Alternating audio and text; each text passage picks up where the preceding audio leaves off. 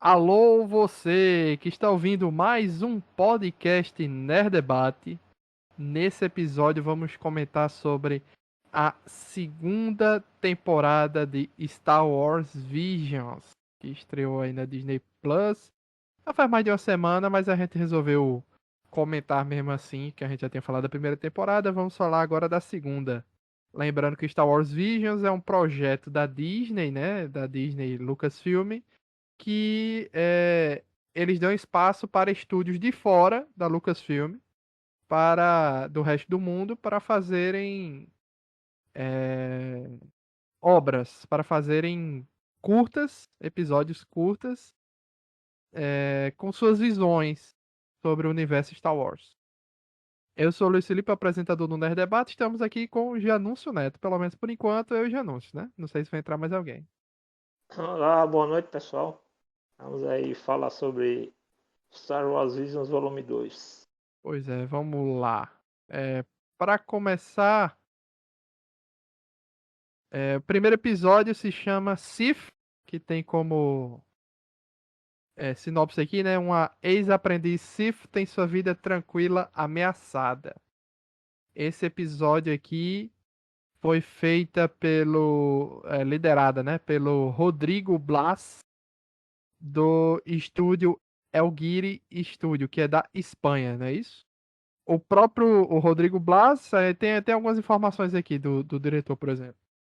É um diretor vencedor do Emmy que passou mais de 20 anos em animação. Depois de cofundar a Stramboli Animation em 1997, Blas ingressou na Blue Sky Studio em 2000, trabalhando no longa-metragem Era do Gelo, antes de fazer a transição para a Pixar, né? Onde trabalhou em projetos como é, Procurando Nemo, Os Incríveis, Ratatouille, Wall-E e no curta-metragem indicado ao Oscar La Luna. Mais recentemente, o Blas fez parceria com Guilherme Del Toro para desenvolver a série Caçadores de Trolls e atuou como diretor criativo da Micros Animation Paris em 2020, Paris. Em 2021, criou o El Guiri Studios em Madrid com sua parceira Cecily Hooks.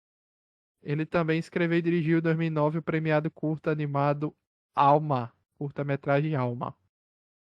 O que eu gostei desse, Janus, é a questão do como ele explorou a questão do lado negro e o lado da luz da força como obra de arte, né? Como pintura, cores. Achei bonito.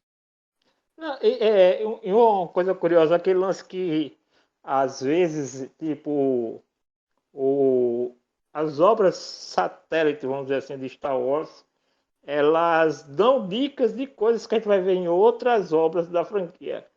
Né? Por exemplo, ela é Sith, mas o sabre dela é um sabre duplo, não de lâminas vermelhas, é de uma lâmina vermelha e uma lâmina laranja, que inclusive laranja é a cor do sabre dos vilões que vão ter na série da Ahsoka, né? Que muita gente no começo ficou confuso achando que era Sif, mas o próprio Dave Filoni já confirmou que são dois sabres laranja. Então, nesse episódio, eles já dão uma amostra bem nítida para a gente perceber a diferença entre o sabre laranja e o sabre vermelho, né? E é legal porque ele Não, fala. não que eu acho que tenha conexão, assim, do tipo. Não, não, Não tem essa conversa entre a galera, né? Assim. não. Uhum. Mas é porque fica bem assim o momento em que as duas obras vão aparecer e a repercussão que teve, né, em cima do trailer de Ahsoka. Então nesse trailer do Visions, muita gente viu no começo, viu pelo título, né, e achou que o sabre dela seria um sabre vermelho e não é, né? No caso é parcialmente vermelho porque ela Sim. usa um sabre duplo. Mas é legal porque é a maneira como eles usam a linguagem artística para mostrar aquela coisa que em algumas outras obras de Star Wars isso fica mais nítido, que é a questão que o lado escuro e o lado da luz da força, eles são complementares, eles não são divergentes. A questão dos Jedi e dos Sith é porque eles se apegam a apenas um espectro da força, mas eles são complementares.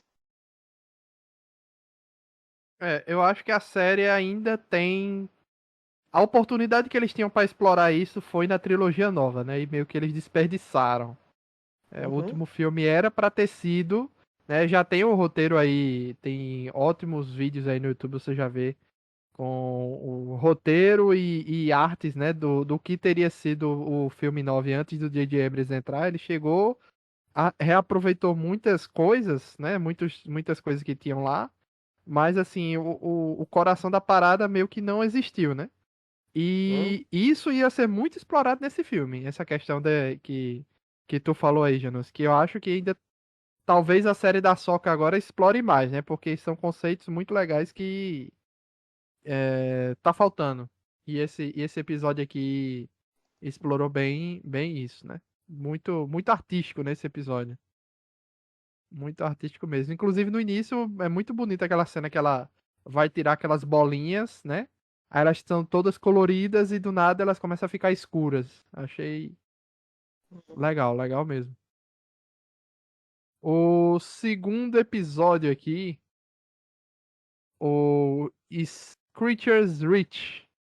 Uma jovem em uma aventura com seus amigos descobre uma caverna com uma influência sombria. Uhum. Esse episódio é do Cartoon Salon, que é o estúdio da Irlanda. Sim. Trabalhou em The Secret of Kells, Song of the Sea, Wolf E o Walker. Wolf Walkers foi indicado ao Oscar. Song of the Tanto, Sea é aquele do Ghibli? não, Song of the Sea é aquele que é da.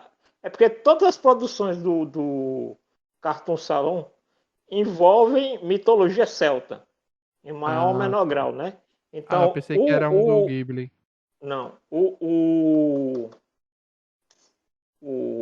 Song of the Sea, ele trata do mito das Selkies, que são criaturas híbridas de humano com focas, né? Então, Entendi. assim. E o Wolf Walkers foi o mais recente, que inclusive está na Apple TV Plus, que é também sobre lobisomens, né? O Então, diretor do assim, episódio é o Paul Young, que também é cofundador do Cartoon Saloon, sim, vencedor do IFTA, e indicado ao Oscar e Emmy e BAFTA. Produziu os filmes de animação My Father Dragons, Wolf Walkers, The Secret of Kells, Song of the Sea, The Breadwinner, como e séries de TV premiadas, como Puffin Rock, Dog Vandango e Viking Skull. as Vikings Coins, uma série que eu estou produzindo, série para TV, né? Pô, e esse aqui eu achei assim interessante porque ele quebra a tua expectativa. Você acha interessante aquela ideia de que a menina, alguém tá falando alguma coisa pra ela, né, pra ela seguir Sim, algum caminho. Aí tem a história daquele do Screech's Reach, né? Fantasma, Tem um fantasma ali e tal. Aí tem um enfrentamento com o fantasma. Eu acho que de início eu já sabia assim que ia ser alguma coisa, algum usuário da força do lado negro. Isso aí eu fiquei já achando de início. Quando usa o sabre de luz fica mais claro ainda, né? uhum, Agora, o que eu achei legal nesse episódio é a virada no final. A sim. questão de que era um Sith mandando ela matar outro Sith que já estava muito perdido ali, né? É que aquele esquema do mestre trocando de aprendiz, né? Ou o aprendiz matando o mestre, né? Tem aquela Pode coisa ser também que a gente também. não sabe. Pode ser. Esse que o episódio não deixa claro.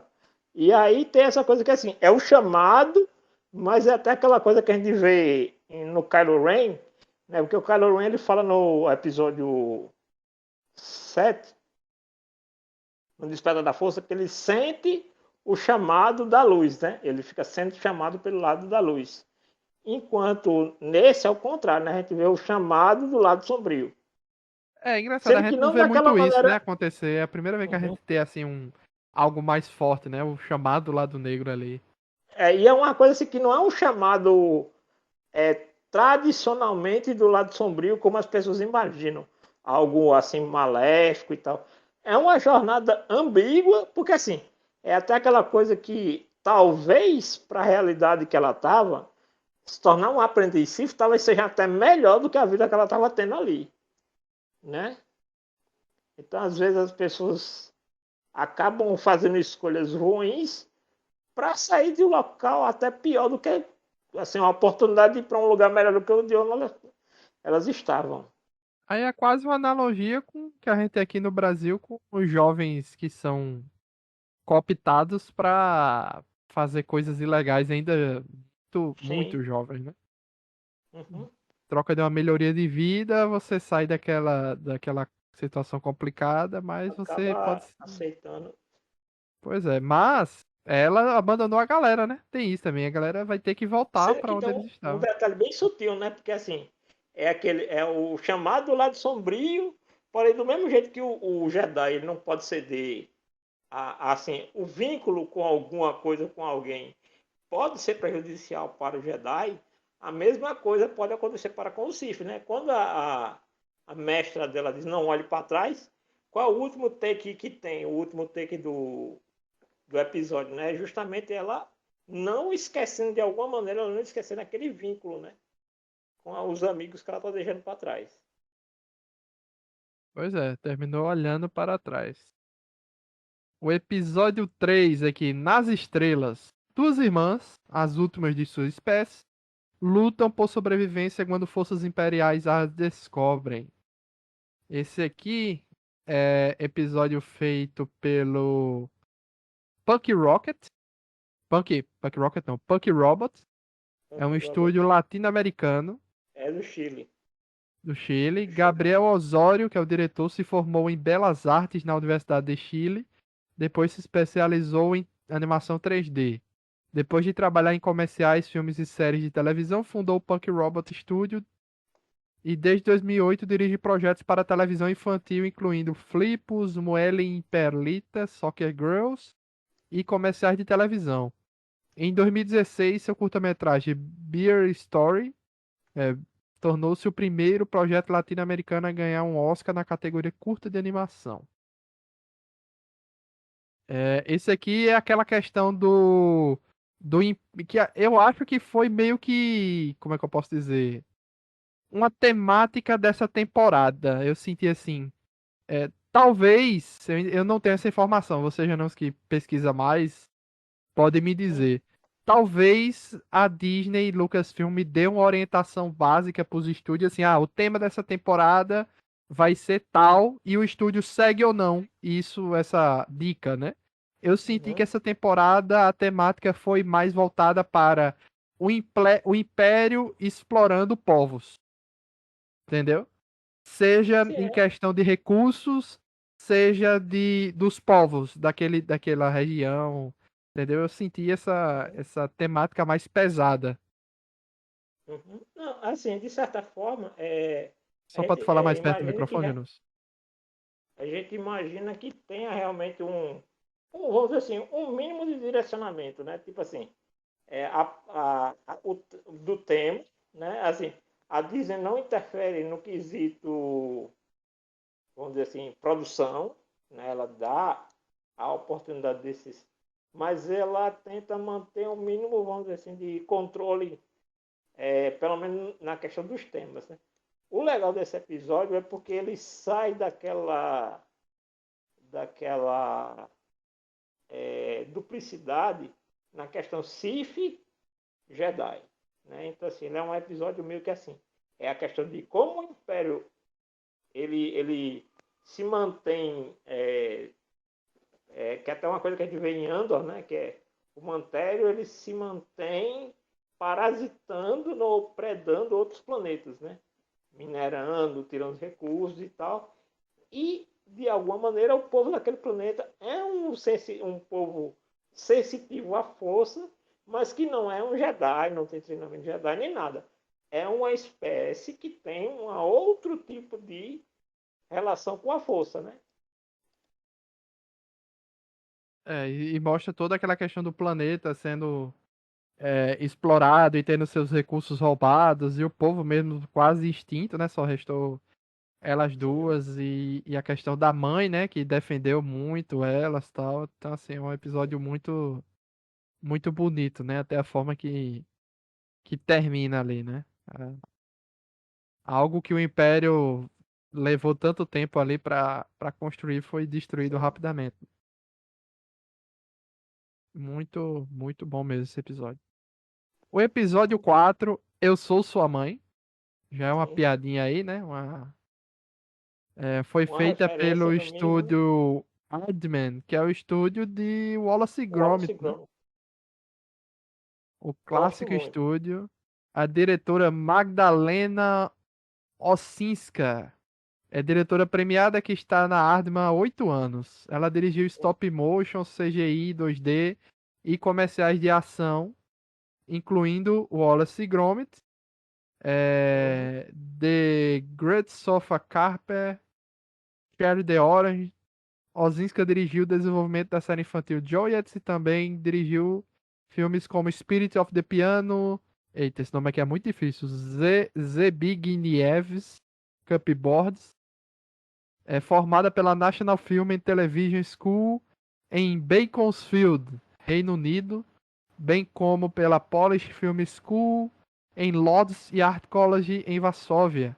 Ozinski está atualmente desenvolvendo o longa-metragem Jazia, baseado nas memórias de sua avó da Segunda Guerra Mundial na Polônia. Olha só. Aardman do Reino Unido, como é que eu posso dizer? Um gráfico clássico, né? E tem como o episódio aqui Eu Sou Sua Mãe, uma referência a Eu Sou Seu Pai, né? Tem como sinopse: a jovem Anne, constrangida por sua mãe carente, vai se juntar a ela numa corrida maluca da academia. É mais voltada para o humor, mas eu acho que ele bota o Ed Antilles, né? Falando lá no começo e no final, como falando da Sim, corrida, né? o piloto lá, né? É, no começo e Não, no é final. legal. Esse episódio ele é muito legal porque é um episódio cômico por excelência, né? Para quem conhece o Wallace e Gromit, é a essência da coisa. Como outros episódios desta temporada, você fica imaginando como poderia ser uma série, uma coisa assim, né? Com cada episódio desse, ele poderia ser o piloto de uma série. E é muito legal a forma como ela narra a história, inserindo um tema clássico, que é essa questão do constrangimento dos pais com os filhos, né? Ou dos filhos para com os pais, no ambiente escolar, sendo que inserido no contexto de Star Wars, né? Exatamente. É um episódio mais humor e tal, mas assim, não tem. É mais divertidinho, né? Acho que é o episódio mais divertidinho, assim, da temporada toda. Todos os outros tem algo mais pesado, né, a ser explorado. O próximo é um dos que eu mais gostei, Janus. Jornada à Cabeça Sombria. Uma Sim, é do. mecânica esperançosa e um Jedi desiludido se juntam em uma missão para mudar o rumo da guerra. Esse aqui foi feita pelo estúdio Mir, nada mais nada menos do que o estúdio de A Lenda de Korra, por exemplo, né?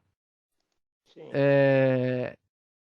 A Lenda de Korra, The Boondocks, Harley Quinn, Young Justice, The Witcher, o filme lá do Lobo, né? O filme animado da Netflix, Mortal Kombat, A Estrela em Ascensão, Hyang Gyeong Park, já havia feito seu nome quando entrou na indústria de animação coreana em 2017, graças às suas fortes sensibilidades de desenho e animação. Ele dirigiu animação para dezenas de trailers de jogos e desde então expandiu para séries animadas, trabalhando em projetos como Dota, Dragon Blood's Book 3, Lockism em 2022 e Journey to the Dark Head. É o primeiro título que ele produziu, foi produtor executivo do começo ao fim. Pronto, então, o do estúdio é a coisa. O estúdio foi Lenda de Korra, Mortal Kombat, o filme The Witcher, Young Justice, Harley Quinn. Sim. Mas o diretor não trabalhou nesses, né? Isso aqui foi só. Ele é O o que eu diretor falei do do diretor é uma episódio. coisa e o estúdio produziu outra. Exatamente. É o estúdio da Coreia do Sul.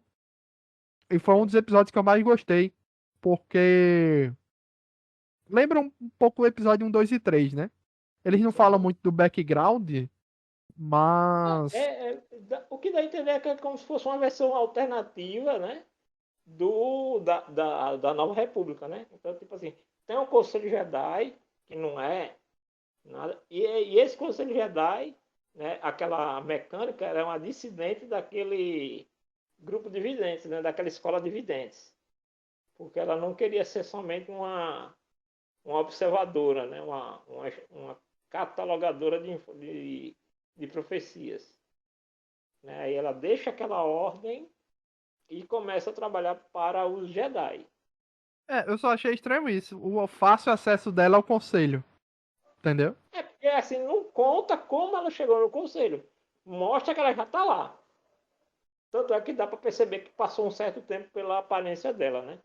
Assim, uma questão de provavelmente de anos, né? Então, assim, a gente não. O episódio não deixa pra gente isso claro, né? Quanto tempo se passou entre a saída dela e, E nem fala que guerra é e essa também, né? Só ela fala que tem uma trabalhando guerra. lá para os Jedi. Não fala que guerra é essa, só vai pra missão mesmo, né? E eu gostei muito, foi um dos que eu mais gostei, tanto da animação quanto dessa questão final do plot twist final que o que ela tinha previsto não era algo da como se fosse uma profecia como ela estava imaginando, né? Mas era o que ia acontecer com ela, né? É E meio aquela coisa de mitologia grega, quando o oráculo tem uma visão dele mesmo, né? Onde isso. ele está inserido naquela visão. Muito bom mesmo, explora essa questão do o garoto o tempo todo tá sendo tentado, né? Porque ele já tem a Sim. questão de vingança com aquele cara. Uhum. E o tempo todo ele tá sendo tentado também, ó, e de novo, já essa questão do lado negro e do lado da luz ali na mesma pessoa, né? Sempre tem isso, sempre tem essa temática. Eu gostei muito de verdade desse episódio. Entrou no meu, assim, nos melhores que eu achei dessa temporada. Um outro que eu também achei tão artístico quanto o primeiro episódio é o episódio A Dançarina Espiã, que é a Sim. dançarina de um cabaré frequentado por imperiais é testada quando sua identidade é comprometida. É, A direção desse episódio é do estúdio La Cachette. Trabalhou em Primal, Hora de Aventura, Love, Death and Robots. E Julien Chen é CEO do estúdio La Cachette. A animação é um estúdio francês, vencedor do Emmy, fundado em 2014 com ex-alunos da escola Gobelins Osama Boa Sharia e Ulisses Malassane. Cheng foi treinado em desenvolvimento visual na Disney e trabalhou como animador de personagem em filmes aclamados de animação 2D, Rabbit Cat, Mune e os indicados ao Oscar Ernest e Celestine. Em 2021 ganhou um Emmy Award como produtor executivo da animação Primal, do Uhum. Genndy Tartakovsky, na qual Sim. também atuou como supervisor em animação. Em 2022, dirigiu com Jean-Christophe Roger o longa indicado ao César, que é o Ernest and Celestina Trip to Giberitia.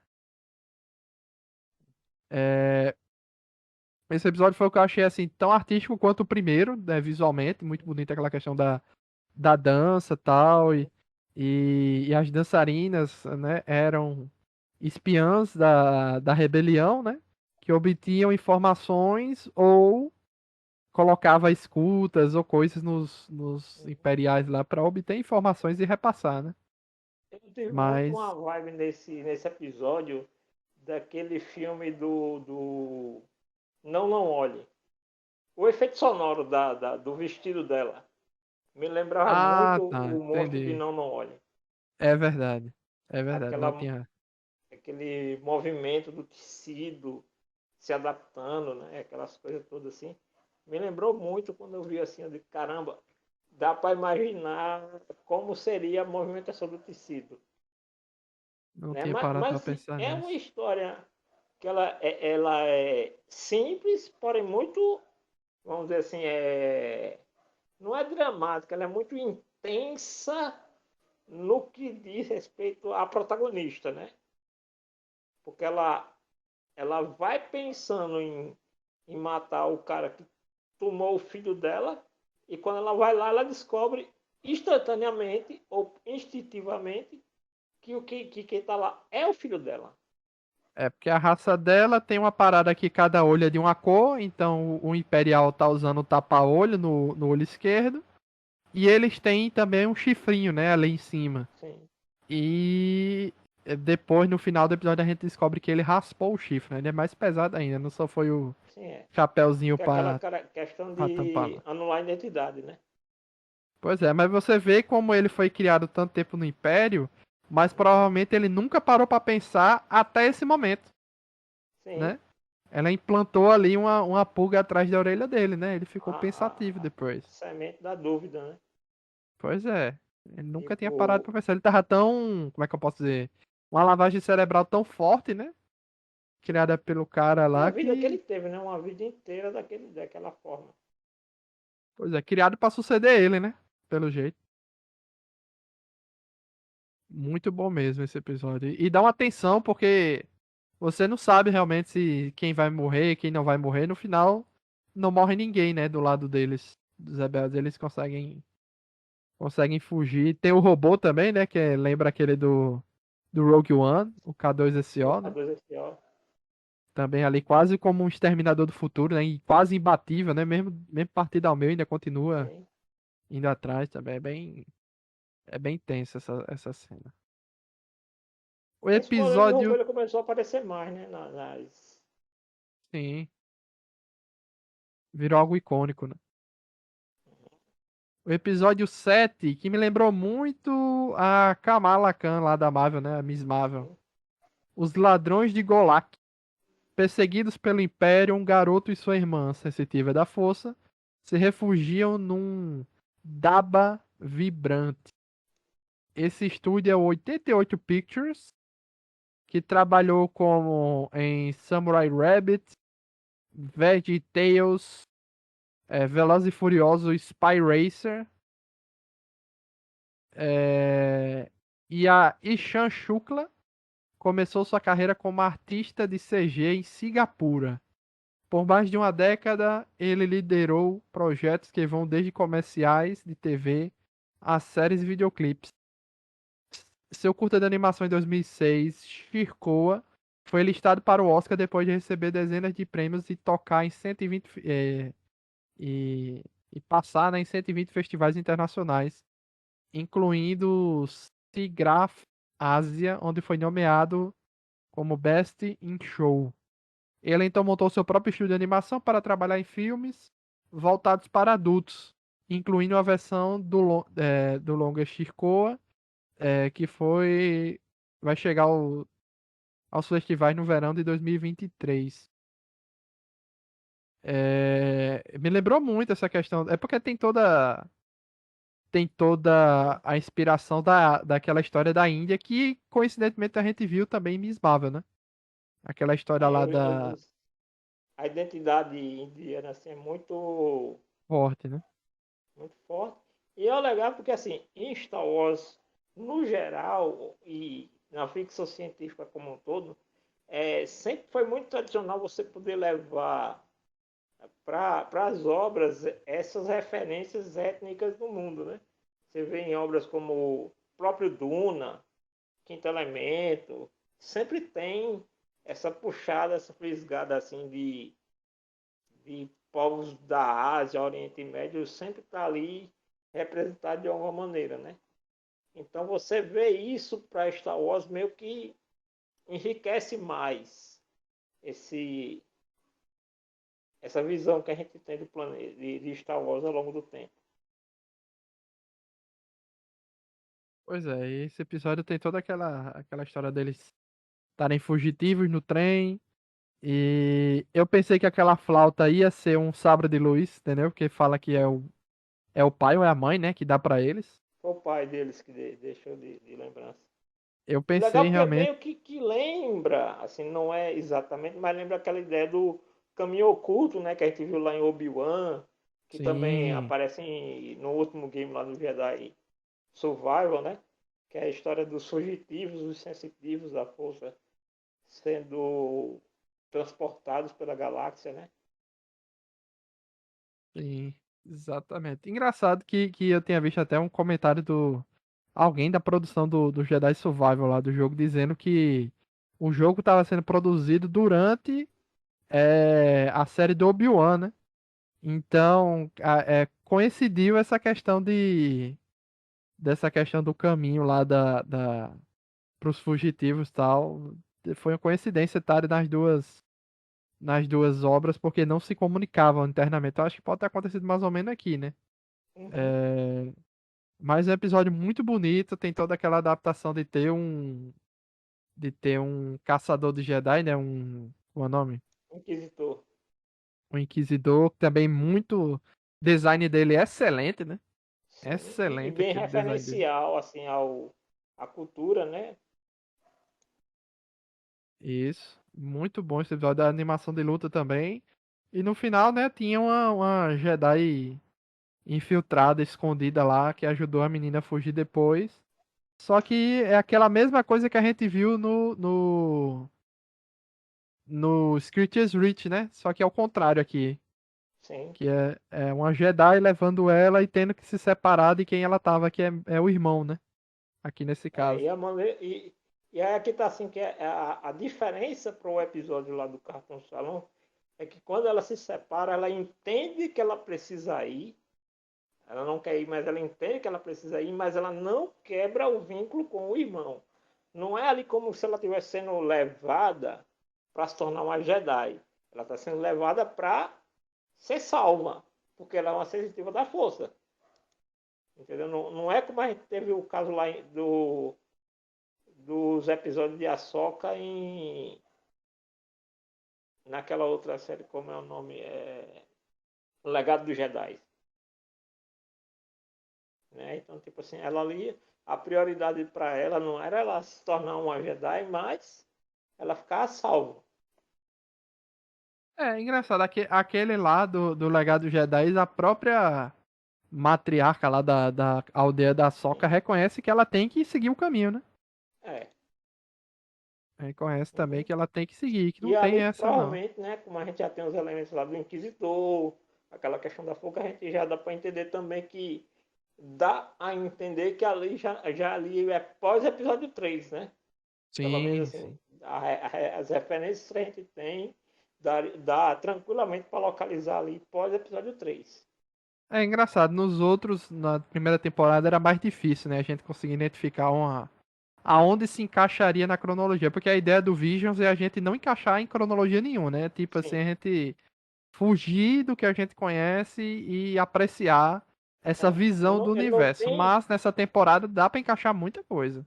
ele não, vamos dizer assim, eles não estão presos às amarras da cronologia.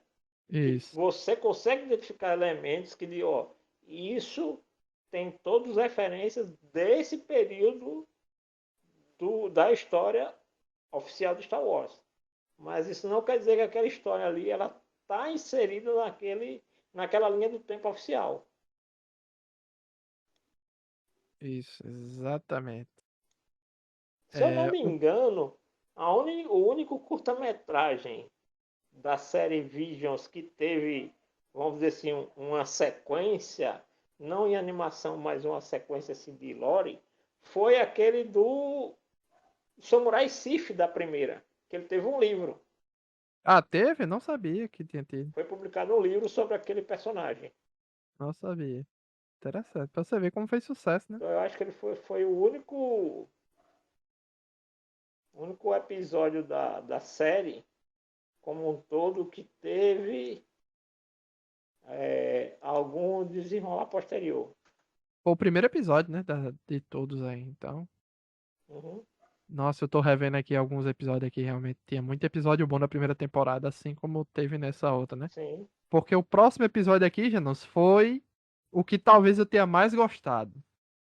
O episódio O Poço, onde um prisioneiro obrigado, não só um prisioneiro, né? Vários prisioneiros, mas é que a história é focada mais Uhum. em um, é obrigado a extrair cristais Kyber para o Império e planeja uma fuga para o seu povo. Esse aqui é do estúdio é o Dart Stagio. Dart Stagio. Sim. É, o único estúdio japonês desta temporada, que eu acho que todos da primeira foram japonês, não é isso? Todos já primeiro foram japoneses.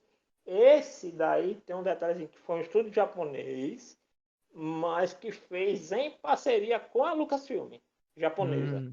Entendi. Entendeu? Não foi um projeto que foi entregue para esse estúdio somente. Né? Esse foi o único que realmente teve uma coprodução com a Lucasfilm.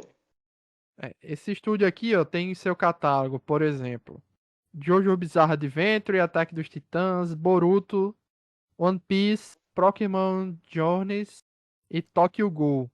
E só lembrando que quando eu falo todos esses estúdios aí que trabalharam nessas animações, é porque nem sempre é um estúdio só que faz tudo, né? Às vezes tem É o participações estúdio de outros estúdios auxiliar. menores, né? Dando auxílio. Então, normalmente, assim, episódios da temporada pode ter estúdios diferentes, né? Lidando Sim, com que presta o episódios. serviço para o estúdio maior. Isso. O diretor Leandre Thomas é um escritor e diretor premiado de Oakland, Califórnia, cujo filme mais recente ganhou o prêmio de melhor diretor no Festival Internacional de Cinema de Pasadena. Além de seus filmes independentes, Thomas fez parte da equipe de estúdio da franquia The Lucasfilm, onde trabalhou por mais de 11 anos, sendo creditado em títulos recentes como Light and Magic, The Mandalorian, Obi-Wan Kenobi, Star Wars, o Tales of the Jedi e muitos outros. Justin Reed, ou seja, são dois diretores aqui, né? Foi o produtor executivo da série indicada ao Emmy Star Wars Resistance. Nossa, Sim. Resistance foi indicada ao Emmy? Não sabia. Não é tão legal não essa animação não, né? Mas enfim. Aqui ela não pegou tanto, né? Mas lá nos Estados Unidos ela é muito bem conceituada para eles lá. E o Reed também foi creditado em Rebels, Star Wars Rebels, né? Storks, The Cleveland Show, Star Wars The Clone Wars e o Avatar a Lenda de Aang. Esse eu acho que foi o episódio que eu mais gostei de anúncio, porque tem toda aquela questão do o Império chega num planeta, zera tudo, que é aquele negócio que eu falei no início desse episódio, essa questão do Império explorando povos, né? A galera explorou, cavou, cavou, cavou, cavou, cavou, esgotou a parada, chegou no limite ali, pronto, vamos embora, deixa todo mundo aí. E lá fora, meio que cresceu, né? Uma civilização lá fora, sustentada pelo Império, né? E pelo trabalho escravo daquela galera que foi abandonada. E rolou uma parada tipo Poço de Lázaro, né? Me lembrou muito o filme do Batman, né? Aquela questão dele escavando, de ser o único que conseguiu sair pra buscar ajuda, né? O Bane lá naquele filme, ele joga a corda de volta. O Bane não. É a Thalia, né? A Thalia Al Ghul. Ela joga. Não, é o Bane, né? Que sobe? Sim. Tem Não, no início, no o... flashback, é a Thalia Al Ghul que sobe e Sim, escapa do poço. E o Bane fica lascado lá embaixo. isso. Aí depois é o Batman que sobe e joga a É corda. É o esse mesmo. Bruce Wayne. É o Bruce Wayne que sobe. Me lembrou muito isso e eu acho que é o Uhum. episódio que eu mais gostei, Janus. Achei muito É, pesado, assim, a temática dele. não, eu gostei da história, mas assim, de todos da série, desse volume 2 foi o que eu achei mais razoável, assim. Não foi o melhor para mim, mas assim, ele é um episódio, como é que eu vou colocar assim, ele é um episódio mais reflexivo, é meio Andor esse episódio, no sentido assim que ele não parte de uma premissa heróica do Jedi contra o Sith, entendeu? Aquilo é mais uma questão dos comuns, né, vamos dizer assim, das pessoas que são exploradas e das pessoas que também se beneficiam do Império. Né? Então, tinha aquela coisa que aquele idoso dizia, não adianta você ir porque as pessoas não vão lhe dar atenção, aquela coisa assim, meio já sem esperança nenhuma, né? E aí, meio que o menino foi, assim, com o desejo de falar para as pessoas o que estava acontecendo, mostrar a verdade, mas meio que ele é tragado, né? Literalmente tragado pelo Império e é morto e jogado de volta lá no fosso. Então, assim, Não, ao contrário, ele morreu porque foi jogado no poço. a- Morreu da queda. morreu da queda. Então, meio que assim, você tem toda essa questão assim de como aquelas pessoas lá de dentro, uma parte, né, vamos dizer assim, aquelas pessoas que estavam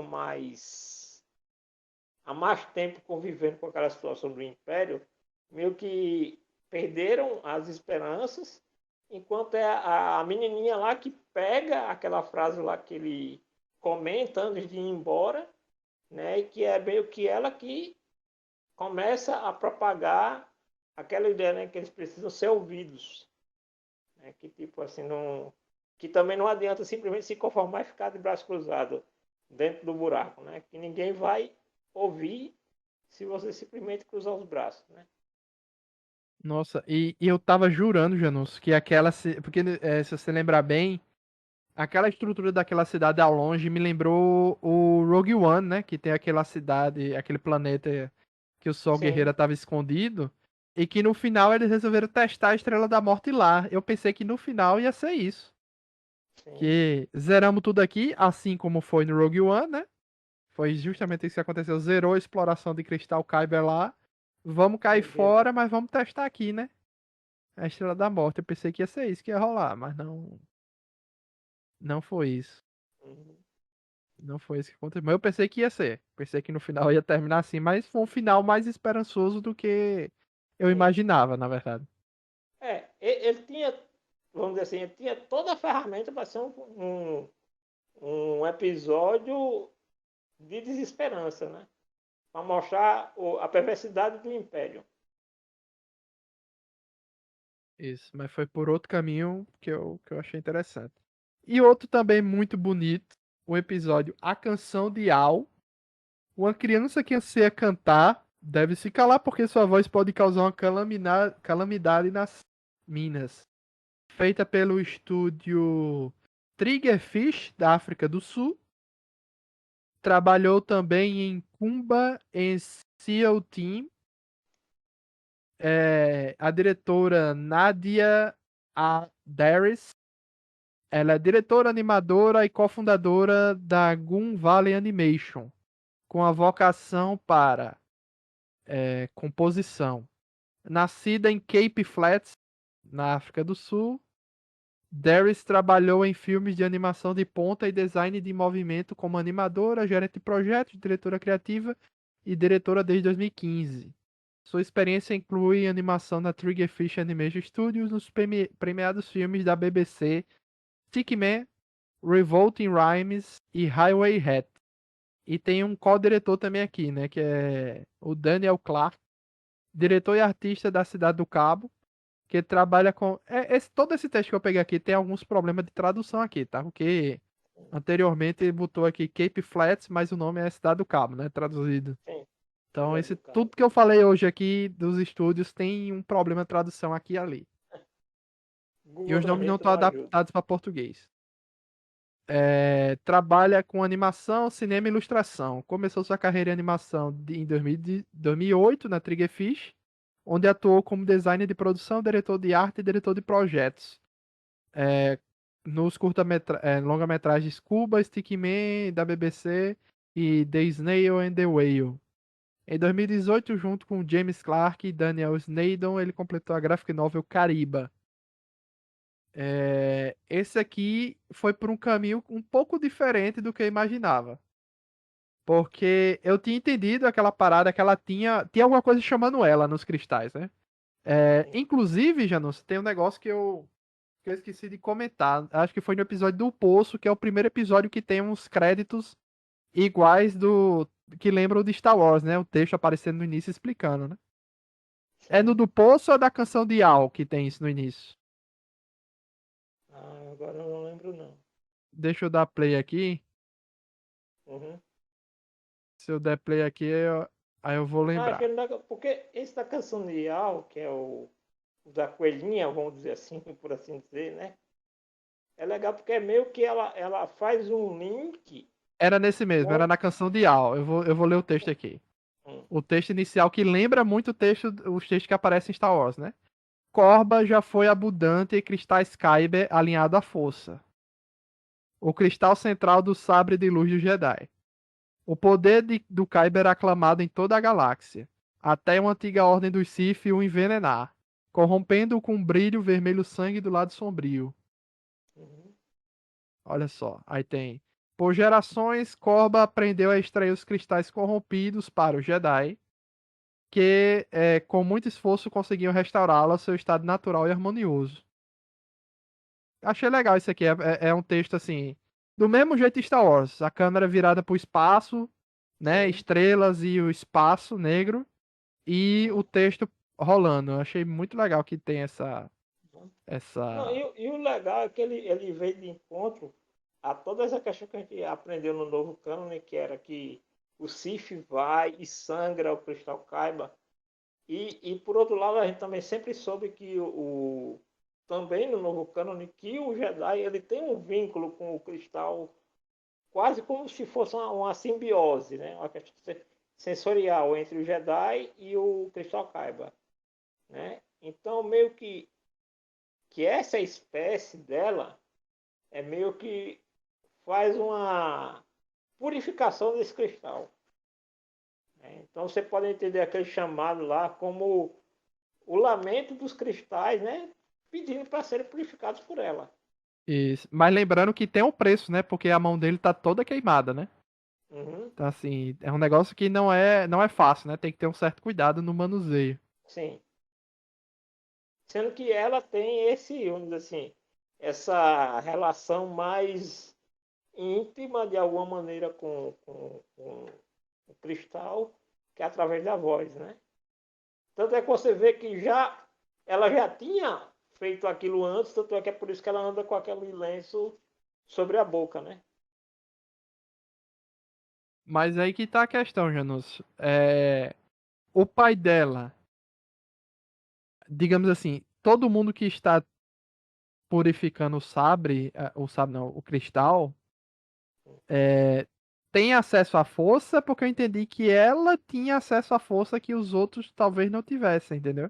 Que Uhum. tivessem trabalhando nessa purificação, foi o que eu entendi, É, assim. E a forma que mesmo, ela tem de usar a força é através do canto, e isso faz com que sim, purifique os é cristais. exatamente essa questão assim, porque mesmo que o pai dela ou os outros lá da vila tenham algum tipo de acesso à força para, porque é preciso para purificar o cristal, né? Do mesmo jeito que o Sif usa a força para sangrar o cristal, né? Dá a entender que eles também têm algum nível de acesso à força para poder purificá-lo. Sendo que Isso. ela tem uma relação muito mais íntima, é como se ela tivesse uma relação direta com o cristal. Entendeu? Tipo assim, ela pudesse sentir o que o cristal está sentindo. Entendeu? Isso, e o tempo todo sendo chamada, né? Isso. O tempo todo ali tem algo chamando, tem algo chamando. Isso que eu achei interessante nesse episódio, digamos assim. Achei mais E você vê que é uma profundo. questão que é só com ela, né? Tipo assim, quando o pai dela se aproxima, meio que o vínculo se quebra, né? Aquele contato que ela estava tendo ali com o cristal meio que é interrompido. Mas a mulher tava ligada. Aquela Jedi Sim, ali a Jedi. tava A Jedi atenta. estava percebendo que ela estava tendo esse tipo de relação com os cristais. Né? Isso, ela foi inteligente e meio que não se afastou, né? Eu acho que ela tava por ali, Sim, digamos assim. Ela não se afastou muito, né? Ela ficou de olho, né? Ali sim. na região e quando aconteceu aquilo ali, ela apareceu e no final a gente teve uma cena muito bonita, né? A forma como. Ela purifica praticamente ali toda a montanha, né? Pois é, pois é. Muito legal mesmo esse episódio e fecha com chave de ouro pra mim a temporada que eu considero um projeto válido, mas um projeto válido que eu digo assim, excelente. Mas eu percebi que essa segunda temporada não repercutiu tanto quanto a primeira. A primeira eu acho que foi mais. Eu acho que é pela proposta dos estúdios. Assim, como a primeira era com estúdios japoneses mais famosos por outras obras, meio que puxou um pouco desse fandom, entendeu? Para observar a série, tipo, o Trigger vai fazer um episódio de Star Wars. Então todo mundo ali que é fã do estúdio Trigger acaba repercutindo aquela série porque vai ter o episódio do estúdio Trigger, entendeu? Enquanto nesse volume 2, assim, ele repercute muito, mas dentro, vamos dizer assim, da bolha da animação, entendeu? Que as pessoas, assim, meio que, principalmente no Ocidente, meio que elas ignoram a animação além de Estados Unidos e Japão. É, concordo. Então, assim, fica um negócio muito. Mas é importante que seja feito para que comece aquela mesma Claro. história, aquele mesmo conceito do episódio do Poço, né? Tipo, é importante se fazer para que as pessoas comecem a ter esse contato cada vez maior com esses outros estúdios e essas outras maneiras de fazer animação, né? Então, agora só me lembra uma coisa. A ideia inicial era pra ser só estúdio japonês e eles resolveram mudar essa segunda, ou Não, sempre foi foi a assim? ideia para o primeiro volume. Aí, quando teve o sucesso do volume 1, vamos dizer assim, aí eles encomendaram a produção do volume 2, mas já com a ideia de expandir, para se ter mais variedade, entendeu? Eu não sei porque eu fico com a impressão que eles estão testando os estúdios, sabe? Para assim, Uhum. para E se futuros você projetos analisar maiores. também, tem um outro detalhe que a gente precisa observar, que esse volume 2 ele foi muito menos divulgado se a gente comparar com o volume 1. Tanto é que eles lançaram o volume 2 no dia de Star Wars, que era um dia de chamar muita atenção para Star Wars. Sim, Talvez se ele tivesse sido lançado fora dessa data, talvez não tivesse repercutido até menos, entendeu? Porque, tipo assim, não se ouve um trabalho tão. Até mesmo na Star Wars Celebration, que eu me lembro, foi muito rápido o anúncio do volume 2. Entendeu? Então, tipo assim. Se bem que o volume 1 também, o volume 1 foi anunciado. Nem foi anunciado na Star Wars Celebration, né? Se você lembra, o volume 1 de Star Wars Video foi anunciado naquele dia do investidor. é verdade. Né? O Legacy of Jedi, Tales of Jedi, é que foi anunciado dentro da Star Wars Celebration no ano passado. Né? Então, meio que assim, eu acho que a Disney, em algumas coisas assim, dessas outras obras de Star Wars, meio que ainda não está dando a devida atenção, já que ela está tentando trazer mais variedade para o universo de Star Wars. Eu acho que ela deveria se esforçar mais para que as pessoas pudessem saber dessas outras. Se você lembrar, o próprio Andor mesmo foi muito pouco divulgado antes de ser lançado. E olha que Andor ainda apareceu em anúncios da Star Wars Celebration. Mas se você for analisar o período pré-Andor, assim, a gente não teve tanta mídia, por exemplo, como foi feita com Obi-Wan Kenobi. E começou a fazer sucesso com o andar da carruagem, né? Também tem isso. Sim, foi O uma. pessoal no boca a boca foi falando, olha, tá é bom mesmo, é bom mesmo, é bom Sim, mesmo. Aí acho que a maioria das pessoas foram ver depois, na verdade. sim. Até porque Andor tem aquele exemplo assim de tipo, veio aquela equipe, né?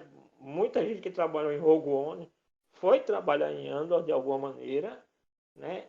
Então, meio que a gente. Lembra aquele lance que eu te falei que Obi-Wan Kenobi, na minha opinião, a série do Obi-Wan Kenobi, ela não teve o time principal de realizadores da Disney para trabalhar com essa série de Obi-Wan Kenobi. E aí, quando você vai para Andor, você vem de uma equipe que fez um trabalho muito bom em Rogue One e que já tinha um direcionamento com aquele personagem, já sabia o que queria dizer com aquele personagem, o que queria mostrar. Né? Então, a série do Andor, ela mantém aquela essência, aquele DNA de Rogue One. Né? Quando a gente vai para as animações, o Tales of Jedi ganhou uma repercussão maior porque focou muito na Ahsoka e no Qui-Gon Jinn e no Conde Dooku, né? Porque era onde estava girando os 3 principais personagens daquela série, né? Então, meio que eu acho que a Disney ela precisa melhorar a maneira como ela está trabalhando com o novo, mas não que isso precise diminuir a intensidade com que ela trabalha com os clássicos. Entendeu? Então, tipo assim, talvez se ela começasse a, a, a mesclar algumas coisas, lançar tipo o Star Wars Visions junto com o Tales of the Jedi, a próxima temporada, talvez isso vá acabando atraindo, né? Chamando mais a atenção. Ou quando for anunciar os 2 projetos juntos, pelo menos. Que aí as pessoas meio que acabam tendo uma. E tem todo um material muito bom de extra depois, que é o making off, o pessoal que trabalhou, que é geralmente um material que só quem é muito fã que vai atrás de ver. E se eu disser que o Tales of Jedi não assisti ainda todo, só o primeiro episódio da Ahsoka lá. Mas Estou me vai devendo. gostar, viu? Veja os outros, principalmente do Conto do Khan, que é muito bom. Principalmente porque, assim, até porque a proposta do Tales of the Jedi é com o próprio cânone, né? Então, meio que ele conta algumas coisas algumas lacunas que o cânone não apresentou nos filmes. Né? Então, tipo, o que aconteceu lá com a outra mestre Jedi, que era da espécie do Yoda. Como Sim, a foi Yardo. que o Conde Dooku definitivamente caiu para o lado sombrio. Então, meio que vai preenchendo essas lacunas. É porque Tipo assim, realmente acho que é um dos períodos menos explorados. São os períodos menos explorados, né? Entre o episódio 1 e 2 e entre o episódio 4, 5 e 6. São os períodos menos 3 explorados e 4. pelo cânone, né? No geral. De resto, o mais explorado é entre o 3 e 4, 2 e 3 e depois do 6. O resto é resto. Sim. É interessante. Depois eu vou dar uma nova chance pra Tales of the Jedi. Assistir o resto que tá faltando. Então é isso, Muito bom, Janus. principalmente o arco do Conde Dooku é muito bom. Encerramos aqui mais um podcast Nerd Debate. E Star Wars Visions continua sendo uma proposta excelente para quem é fã de Star Wars. Para quem não é fã de Star Wars, eu acho interessante também, porque pode ser uma boa introdução para o universo, né? Porque tem E tanta para quem é fã de coisa. animação no geral, né, que talvez meio que a pessoa tenha meio que um preconceito com Star Wars por algum motivo, mas assim, Isso, é uma oportunidade de você ver uma grande variedade de formas de se contar a história com animação. isso. Muito E os conceitos básicos de Star Wars sendo explorados de formas diferentes, né? Tem isso. então meio Isso que aquela coisa que o Guilherme Del Toro vem batendo muito desde o Oscar de Pinóquio, né? Que a animação ela não é uma coisa que deve ser relegada ao público infantil. E meio que esse Star Wars Visions ele mostra isso, né? Que dá para você tratar de temas importantes e de debates sérios usando a animação como veículo para isso. Isso, exatamente. Então, obrigado aí, Janus. Obrigado a todo mundo que ouviu até o final. E até a próxima. Valeu, tchau, tchau.